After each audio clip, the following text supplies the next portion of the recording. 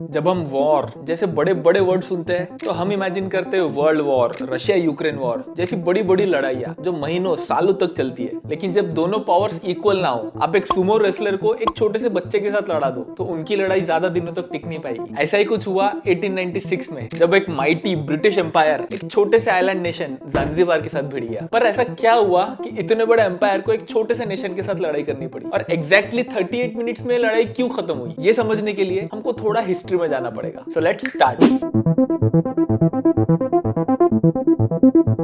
African continent हमेशा से बहुत रिच रहा है नेचुरल रिसोर्सेस में, जैसे कि टिन, रबर, चाय, हीरे की खदानें अफ्रीका में। इसलिए जो बिग यूरोपियन सुपर पावर्स थे, इनकी हमेशा से नजर थी अफ्रीका के ऊपर। जैसे इन लोगों ने इंडिया पे राज किया, वैसे ही ब्रिटिशर्स, जर्मन, पोर्चुगीज का अफ्रीकन कॉन्टिनेंट में अलग अलग जगह पे कंट्रोल था। और इसी अफ्रीका के ईस्टर्न कोस्ट में एक छोटा सा आइलैंड था ज़ांज़ीबार। इस आइलैंड के ऊपर भी हमेशा से बाहर वालों ने राज किया है। पहले पोर्चुगीज बहुत सालों तक राज करते रहे, उसके बाद ओमन एम्पायर ने पोर्चुगीज को हराकर खुद इसके ऊपर कंट्रोल कर लिया, और फाइनली जब इसको ओमन एम्पायर से इंडिपेंडेंस मिला तो ब्रिटिश और जर्मन की नजर इसके ऊपर पड़ी। और ब्रिटिश और जर्मनी के बीच में हमेशा टेंशन रही कि कौन सी टेरिटरी पे कौन कंट्रोल करेगा। और इसी टेंशन के चलते इन दोनों सुपर पावर्स में एक एग्रीमेंट हुआ, जिसमें यह डिसाइड किया गया कि जर्मनी को दूसरी टेरिटरीज दी जाएगी हैंडल करने के लिए, और जो ज़ांज़ीबार है वो ब्रिटिश के कंट्रोल में रहेगा। जर्मनी ने एग्री किया कि ज़ांज़ीबार के कैपिटल में उनका सिर्फ एक कॉन्सुलेट ऑफिस रहेगा, एक एम्बेसी ऑफिस, जिसकी वजह से उनके सिटीजन्स को मदद मिलेगी। इसके अलावा जर्मनी का कोई भी इंटरफेरेंस नहीं रहेगा ज़ांज़ीबार के एडमिनिस्ट्रेशन में। मतलब अब ऑफिशियली ज़ांज़ीबार ब्रिटिश का प्रोटेक्टोरेट बन गया था।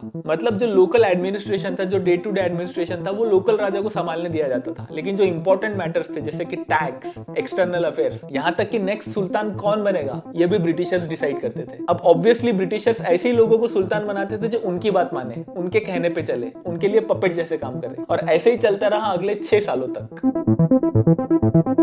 ऐसा ही एक ब्रिटिशर्स का लॉयलिस्ट पपेट सुल्तान था, हमद बिन थुवैनी। इसकी डेथ हुई 25 अगस्त 1896 को। अब ब्रिटिशर्स इस बंदे को, जो इनका एकदम लॉयलिस्ट आदमी था, नेक्स्ट सुल्तान बनाना चाहते थे। पर ये बंदा, जो एग्जिस्टिंग सुल्तान का नेफ्यू था, इसने पैलेस के अंदर घुस के पैलेस के ऊपर कंट्रोल कर लिया और खुद को नेक्स्ट सुल्तान डिक्लेयर कर दिया, वो भी बिना ब्रिटिशर्स के परमिशन के। इस चीज से ब्रिटिशर्स की सनक गई। इन लोगों ने उसको वार्निंग दी कि तू तुरंत पैलेस खाली करके बाहर आ जा और अपना फ्लैग नीचे कर दे, वरना इसका अंजाम बहुत बुरा होगा। पर यह सुल्तान नहीं माना। इसने अपने साथ 3000 लोगों की फौज को भी पैलेस में इकट्ठा कर लिया, जिसमें से कुछ सोल्जर्स थे और बाकी सिविलियंस थे जो इस सुल्तान को सपोर्ट करते थे। इन लोगों के पास हथियार के नाम पे एक पुराना तोप था, कुछ मशीन गन्स थी जो पुराने सुल्तान को डिप्लोमेटिक गिफ्ट्स मिले थे। इन लोगों ने ज़ांज़ीबार की नेवी को भी कंट्रोल में ले लिया था, जिसमें बस एक ही शिप थी। और दूसरी तरफ था माइटी ब्रिटिश एम्पायर, जिनके पास ऑलरेडी 2 मॉडर्न वॉरशिप्स थी, पर बैकअप के लिए इन लोगों ने और 3 वॉरशिप्स मंगा ली। मतलब एक तरफ 5 warships, modern machine guns, professional soldiers, और दूसरी तरफ सिविलियंस की बनाई हुई एक फौज, कुछ मशीन गन्स, एक तोप और एक वॉरशिप। अब ये फॉर्मेशंस इतनी इम्बैलेंस थी कि इसका नतीजा क्या निकलने वाला है ये सबको पता था, लेकिन एग्जैक्टली क्या हुआ और कितने बजे हुआ ये समझते हैं। याद है एग्जिस्टिंग सुल्तान की डेथ हुई थी 25 अगस्त को। 26 अगस्त को ब्रिटिशर्स ने नए सुल्तान को लास्ट अल्टीमेटम दिया कि अगले दिन, मतलब 27 अगस्त की सुबह 9 बजे तक तुम पैलेस खाली कर दो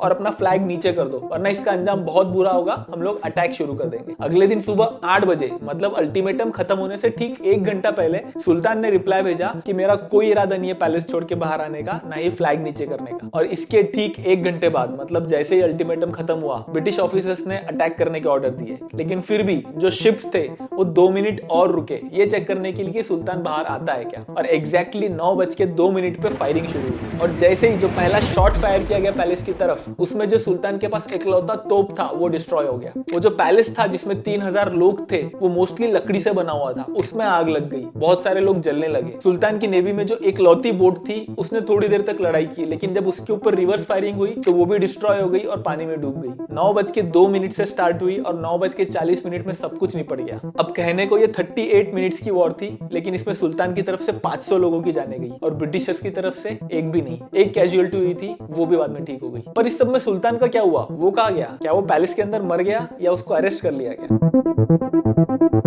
कहते हैं कि जो पहला शॉट फायर हुआ था पैलेस की तरफ, उसी टाइम पे सुल्तान पीछे के गेट से निकलकर जर्मन कॉन्सुलेट में जाके छुप गया था, क्योंकि वो एक लौती जगह थी जहां पे ब्रिटिशर्स का ज्यूरिसडिक्शन नहीं था। वो लोग चाहकर भी अंदर नहीं घुस सकते थे। लेकिन फिर भी ब्रिटिश सेना जर्मन कॉन्सुलेट के बाहर खड़ी रही, ताकि जैसे ही सुल्तान बाहर निकलेगा हम उसको अरेस्ट कर लेंगे। लेकिन सुल्तान कभी बाहर निकला ही नहीं। जर्मन नेवी की एक शिप बुलाई गई थी ज़ांज़ीबार में, और उसको इंस्ट्रक्शंस दिए गए थे कि शिप इतनी नजदीक आनी चाहिए जर्मन कॉन्सुलेट के कि जो सुल्तान है वो कॉन्सुलेट से निकल के डायरेक्टली शिप में चला जाए, बिना ज़ांज़ीबार की जमीन पे पैर रखे। इस वजह से ब्रिटिश सेना सुल्तान को कभी अरेस्ट ही नहीं कर पाई। सुल्तान शिप में बैठ के एक जर्मन प्रोटेक्टेड एरिया में चला गया और वो वहीं रहा बहुत सालों तक। फिर फर्स्ट वर्ल्ड वॉर में जब ब्रिटिशर्स ने जर्मनी का वो पार्ट भी ऑक्यूपाई कर लिया, तब जाके सुल्तान को अरेस्ट किया। लेकिन ये सबके बाद ज़ांज़ीबार का क्या हुआ? कब तक वहां पे ब्रिटिशर्स का रूल रहा और कब जाके उनको फाइनली इंडिपेंडेंस मिला?